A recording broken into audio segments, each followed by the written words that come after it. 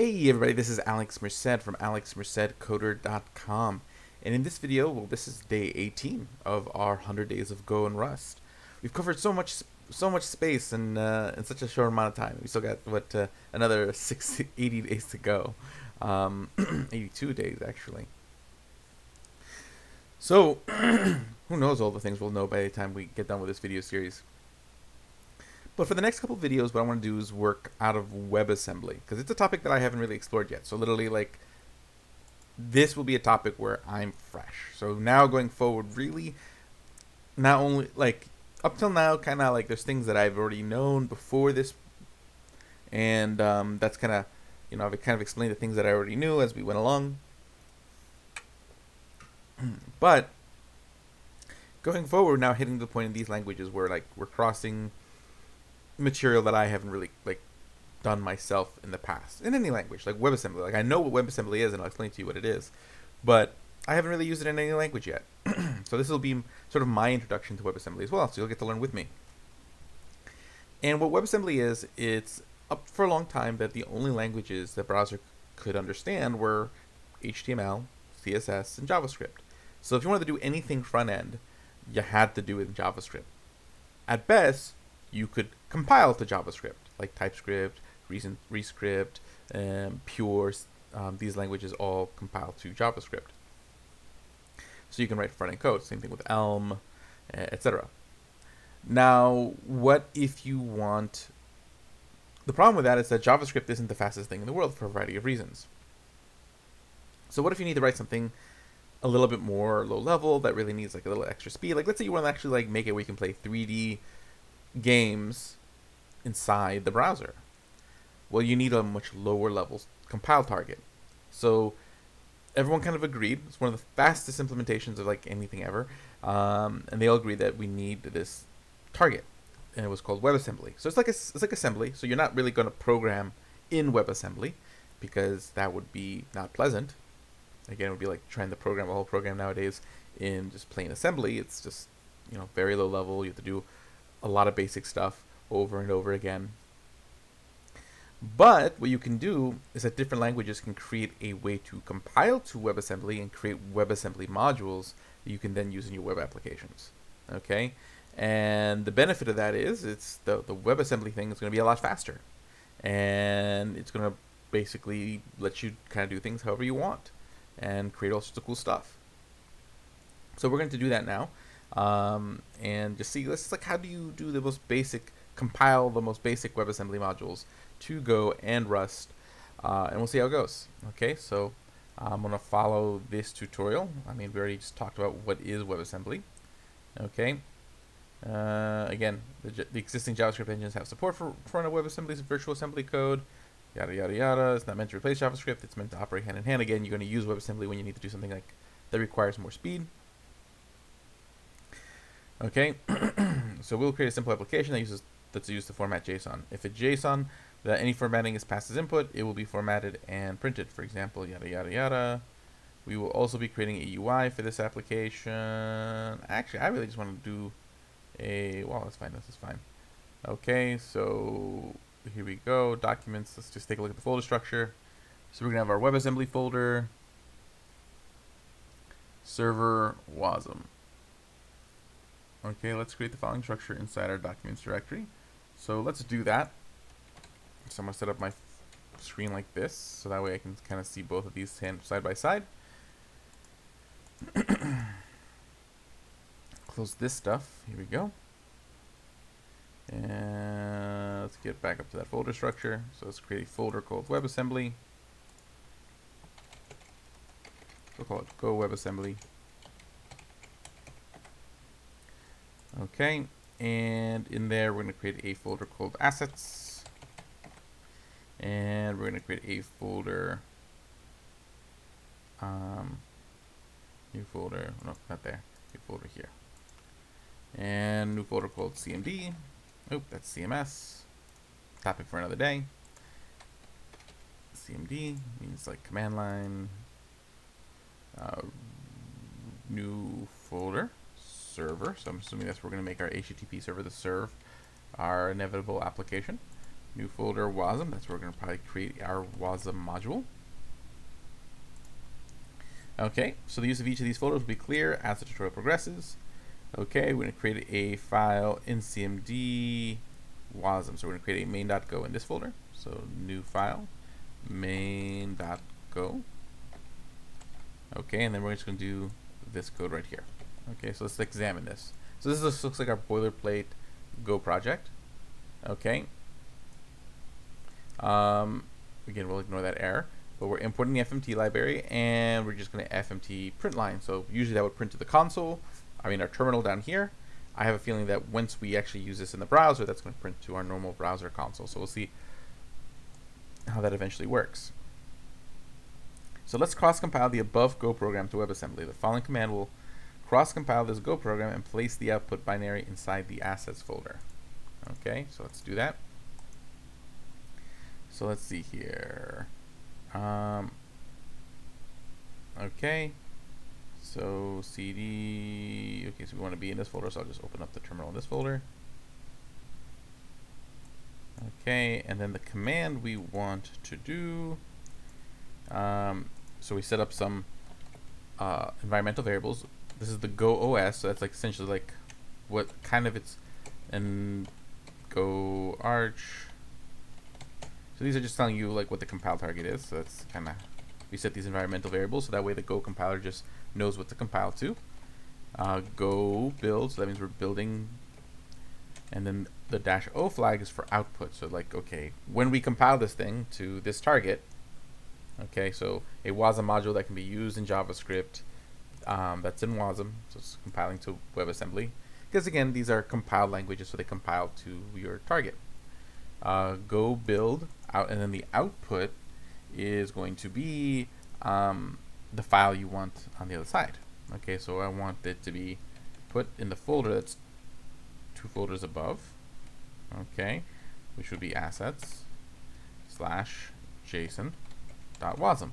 So it's going to take this file, compile it to wasm, stick it in this folder as a file called json.wasm. That's what it should do. Okay. And again, this basically just tells it that we're compiling to wasm. So now if I do that, cannot find the main module, but found a .config. I'm in the right folder, wasm. Cannot find the main module.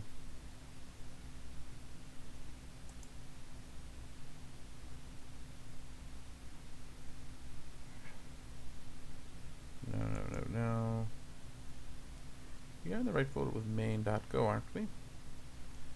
Cannot find the main module. We are running a new enough version of Go, so that's not the issue.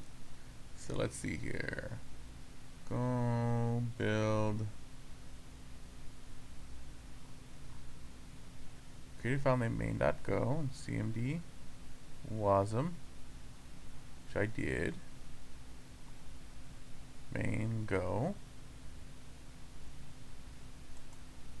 Now let's try that command again and specify the file. So we're going to say, because I think that's what's missing in that command. So we're going to say this folder, cannot find the main module but found. Why are you not finding it?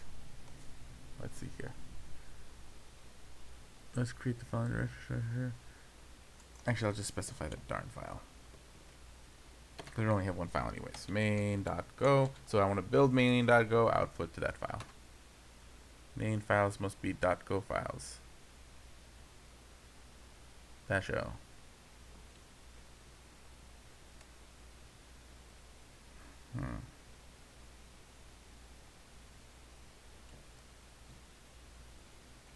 Go build.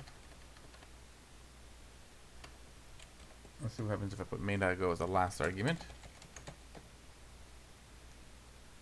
I think that's what we need. Okay, let's take a look at assets. There we go. And this is our wasm. We can't really see it here because it's a binary, but all good. Okay. So we have to just put the name main.go at the end of the file. Did they do that in the? They did not do that in there. So, well, you saw it, so that we figured it out. Thing compiled. Yay. Okay, so so we did all that. It compiled. One important fact: it's possible to cross-compile only the main package to WebAssembly. Hence, we have written our code in the main package. If you try to run this compiled binary in the terminal, cannot execute the binary file. Yeah, because it's for the browser. You'll get the error cannot. This is because the binary wasn't binary and it's supported to be run inside of a browser sandbox. The Linux Mac OS this don't understand this format of binary, hence we get this error. Okay, yeah. Okay, now as we already discussed, WebAssembly is supposed to exist hand in hand. Okay, so basically what we're doing here is we're getting the JavaScript glue. What this is, it's just like a JavaScript library that is going to allow us to execute WASM in our JavaScript, because we're going to be doing that in a second. Okay, so we need to copy that over to our server. Let's see here, actually, where are we copying it to? CP, okay, we're going to copy it over to assets, so that's fine. For that, I can probably just copy this here. And see, this is like a little function that runs that goes and gets the Go root, the location of where like the Go binary is and all that stuff. And then fishes out that WASM executable, copies it to, well, not to that folder. So we'll just copy this much. And then I'll do the rest. Okay, paste. And then from here, I want it to be in // Okay, and assets. Yep, and then copy it there. Okay, now let's see, did I get copy over right? Yep, there it is, wasm execute JS. Very nice, haha. Okay, so we now have this, which is, again, this is just a bunch of code that allows us to use WASM fairly easily in our code using Go. So that's all fun and good. Okay, now we have that. Now we're going to create an index.html in the assets directory. So this is going to be an HTML file that we're going to serve. So we're just going to copy this HTML. And I didn't make the HTML file yet. So new file, index.html. Okay, and essentially what this is again, this is just HTML, and essentially this code right here, okay, because we're importing that wasm exec.js, so again, that JavaScript glue that allows us to use our WebAssembly module within our JavaScript. So it creates a new variable, which is this new Go object, which is defined in wasm exec. And then we're going to go say, okay, hey, we want to start a new WebAssembly thing. You're going to go fetch this particular module. Okay, it's in the same folder, so that's why it's worded like that. Then we use some functions off the Go, the Go object we created. And then we say, okay, use it. Okay, so cool. Now exactly like how where it is in the chain of things that happen when a website starts, I'm still not quite solid on that, but let's keep exploring here. Okay, so that's the HTML file. Although the content is standard boilerplate, a little understanding doesn't hurt. Let's try to understand the code. Okay, the instantiate streaming function is used to initialize our json.wasm file. So yep, we're initiating the file here. Okay. Returns a WebAssembly instance which contains a list of WebAssembly functions that can be called from JavaScript. This is required to call our WASM functions from JavaScript. The use of this will be more clear in the tutorial pages, or the tutorial progresses. Okay, now what we need to do is we're going to create a web server. Okay, so you might remember from the previous video where we explored HTTP web servers, how we do this. So I'm just going to go over here, create another main.go, new file, main.go. Okay, and this is just going to be our standard web server. Okay, you guys have seen this already. So just to kind of go over it again, so just normal package. We're going to import that net HTTP library. Okay, and again, we're going to start the server. Now notice this is going to be a little bit different. Okay, HTTP listen and serve, right? And it's listening on port 9090. But notice this is a little bit different. HTTP file server. What this is if you ever use like express.static in Express, or just done work with static file serving, what it does is it's a directory to be served by the server. So essentially what it does, it tries to match up the URL to files in that folder. So if I were to go to the main page, if I were just to go to like the root URL, it's automatically going to look for a file called index.html because it's just the way it works. So in that case, assets is going to be this folder that we're serving statically. So in that case, since assets is being served statically, and I go to localhost 9090, it's going to look in this folder to see if anything matches. Index.html technically matches a directory. Everything else generally matches by file name, but when you pass in a directory, it's going to look for that matching directory and a file called index.html inside of it. Okay, I gotta keep remembering which camera that I'm using at any given time. It's because I teach class with this camera and I record videos with this camera because settings. Now again, and then here we just check for the error, so you guys can remember errors. So again, we have to make sure that the error is used in some way. So we just say, hey, if the error is non-existent, so then we will if the error exists, because if it's not equal to nil, meaning it's not empty, so if this variable gets something, then there was an error, so we'll print that you failed to start the server. Otherwise, we print nothing. Although I would prefer else fmt.println listening on port 9090. Okay. Cool. So now I should be able to go open up the terminal in that folder. So I'll just navigate to that terminal. So cd up, and then cd back down into the server folder. And then let's do go run main.go.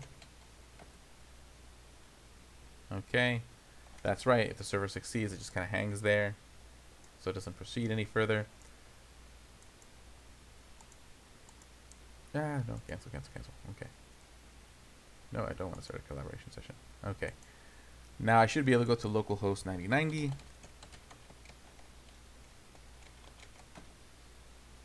Okay, now there's no page because we haven't created anything that would show a page.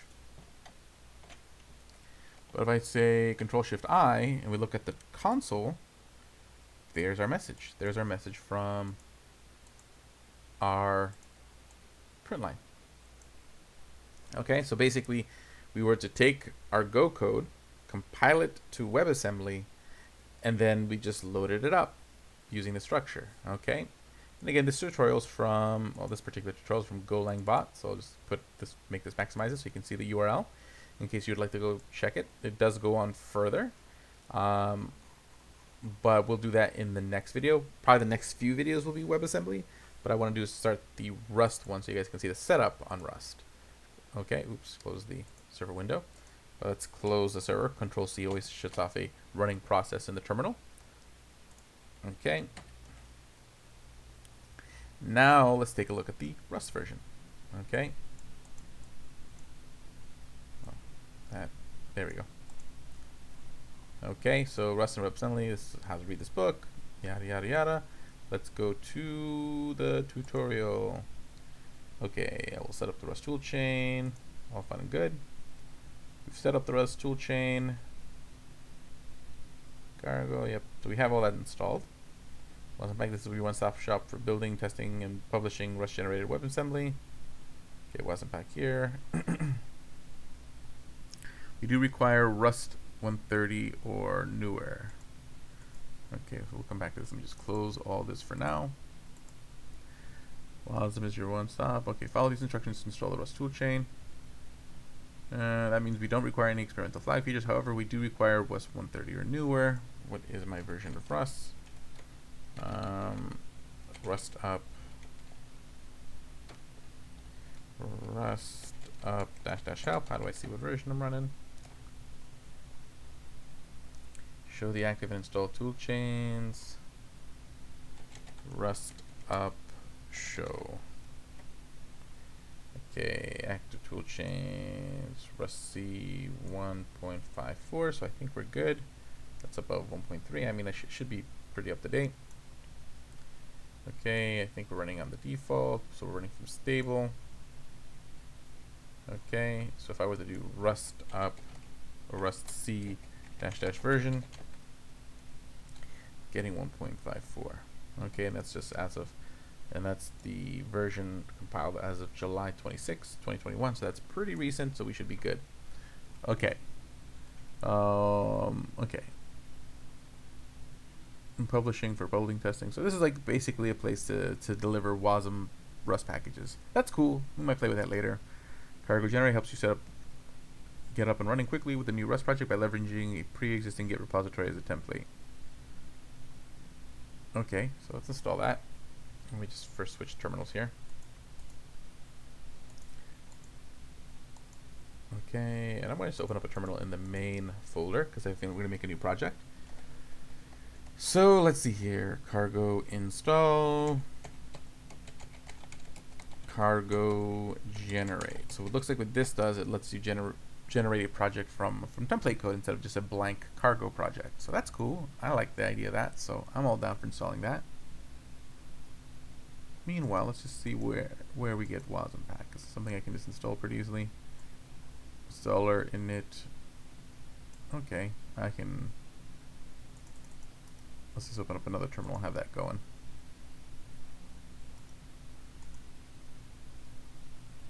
std into scripts, so that way it just downloads the script into there. Okay, installer init shelf. Yeah, just do that thing.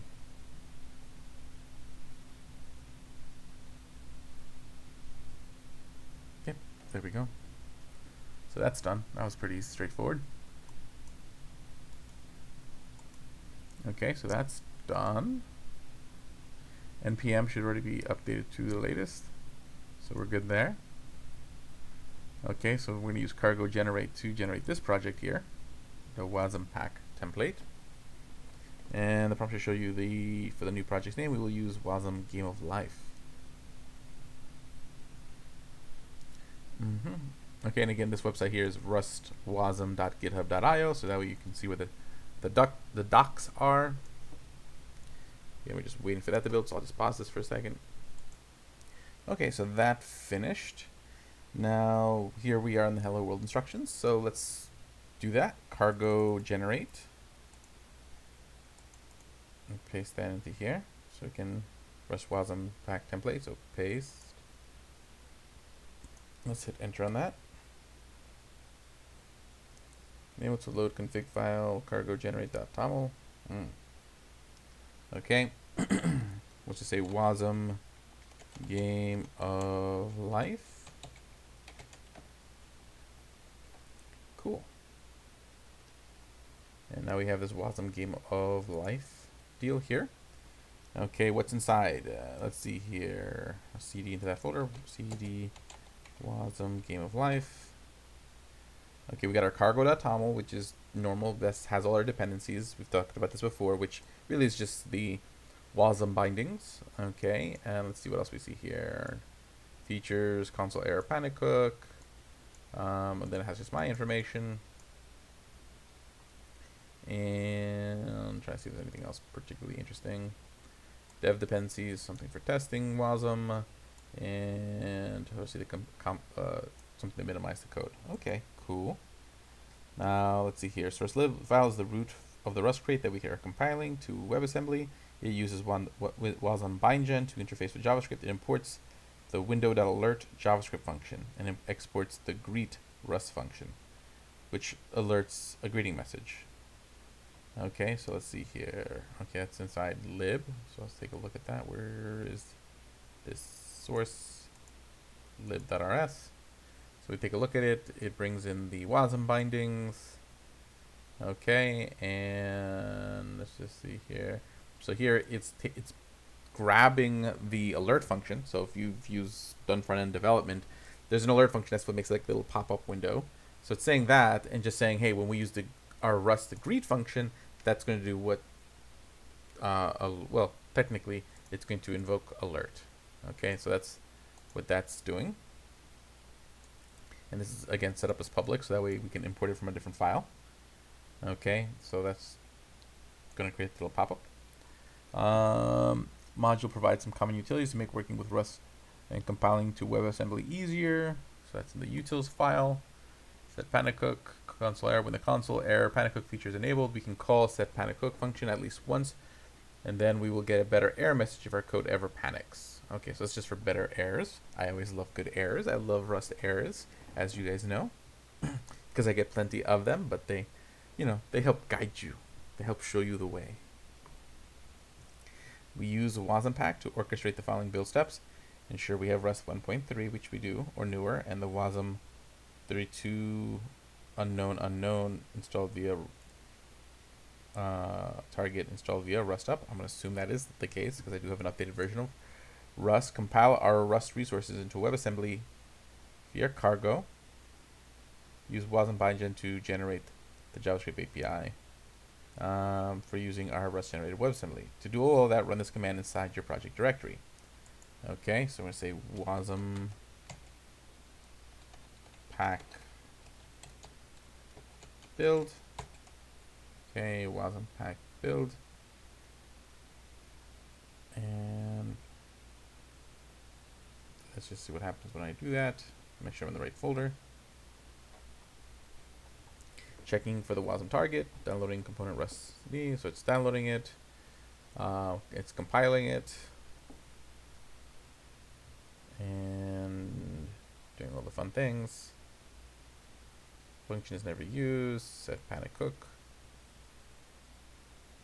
Finished. Okay. So when the build is completed, we can find its artifacts in the package directory. So this should in the package directory. Okay, and it should have these contents. Okay, we see the package.json. Okay, and interesting. We have a README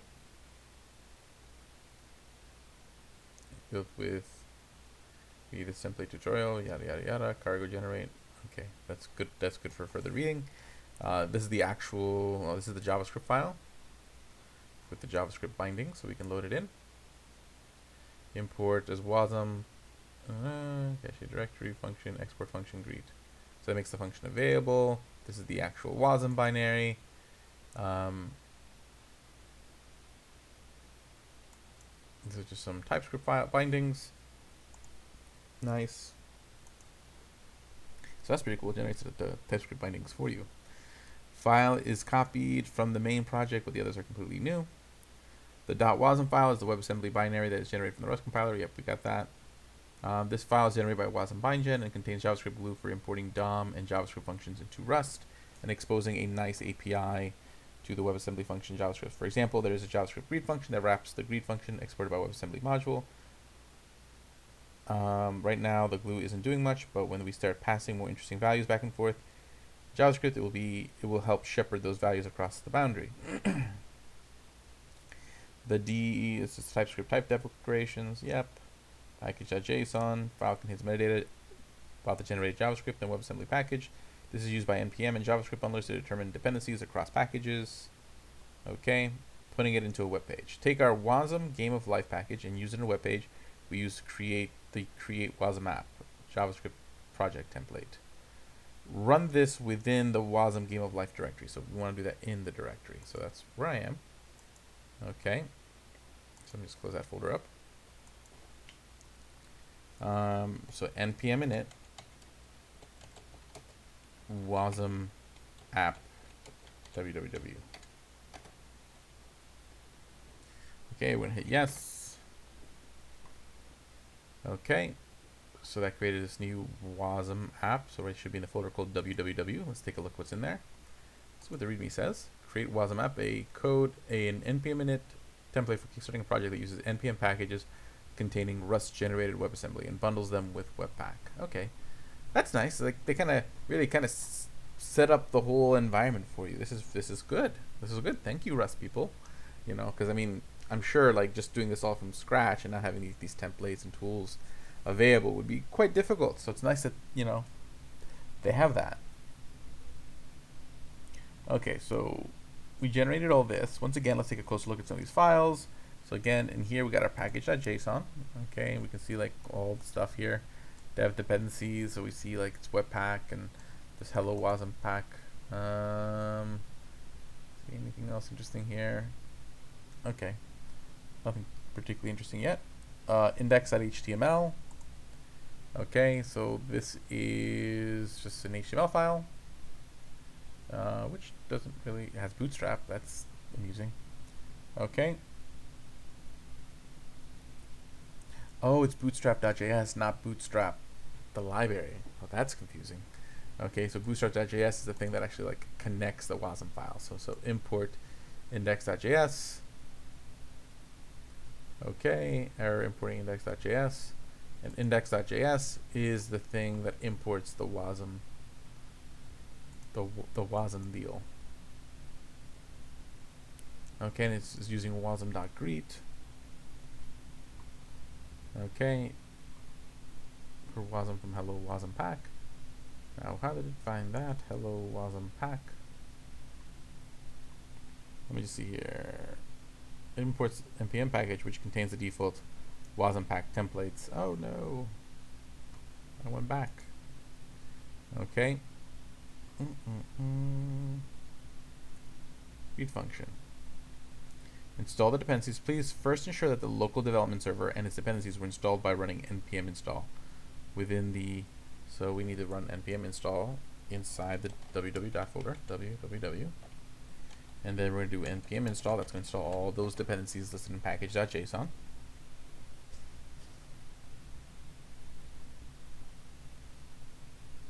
Okie dokie. Also webpack JavaScript bundler and its development server, yada yada yada, using our local wasm game of life package. Here we go. Rather than use the hello wasm package, yeah, because I want to use the one that I made. Package from npm, we want to use our local wasm game of life package instead. So this will allow us to incrementally develop our game of life program. Open up the wasm game of life www.package.json, and next open up the wasm game of life www.package.json. So it's there. Next to the dependencies, add dependencies. So let's see here. So we're going to add dependencies as a key.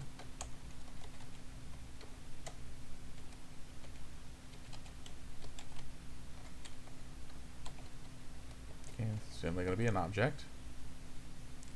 Okay, add the dependencies field, including the wasm life file package. So in this case, we're saying wasm game of life. Oh, I didn't realize we could do this. Okay, so you can actually sit there and give a library name and make it refer to some file. So file // package.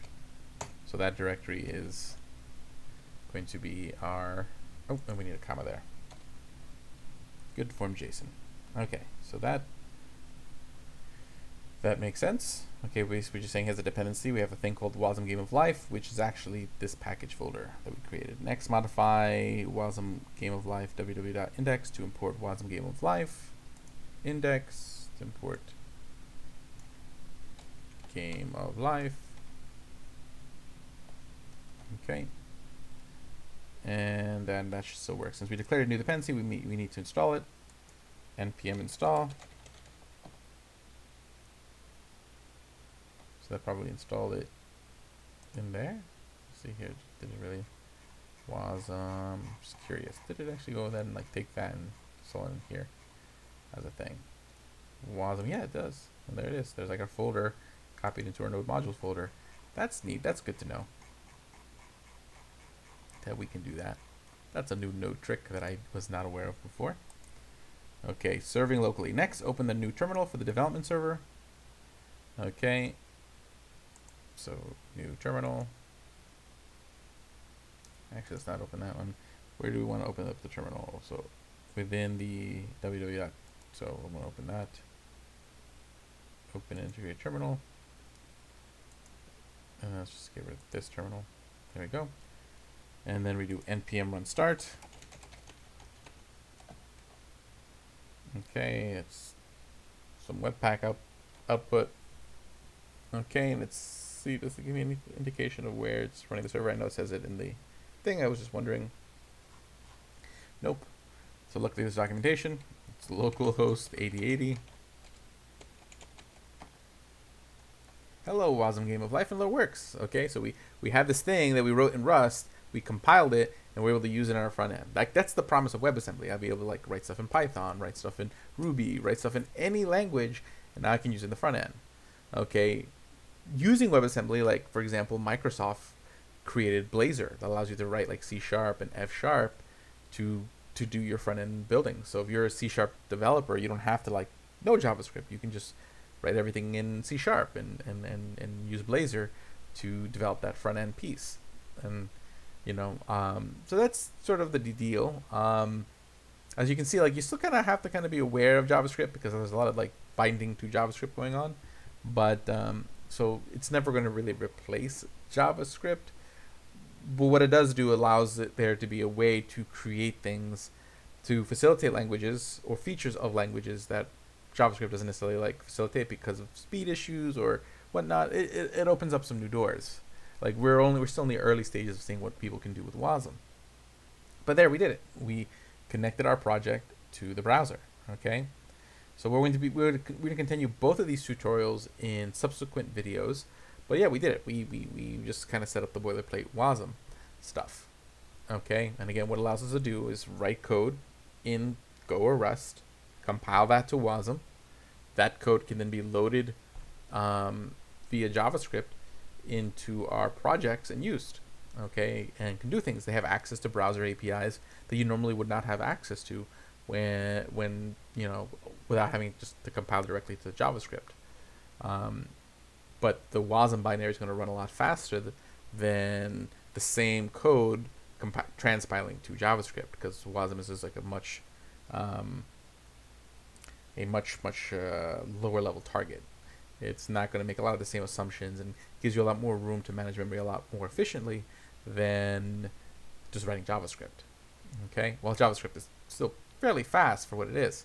So my name is Alex Merced from alexmercedcoder.com. You guys have a great day and enjoy. I'll see you guys in day 19.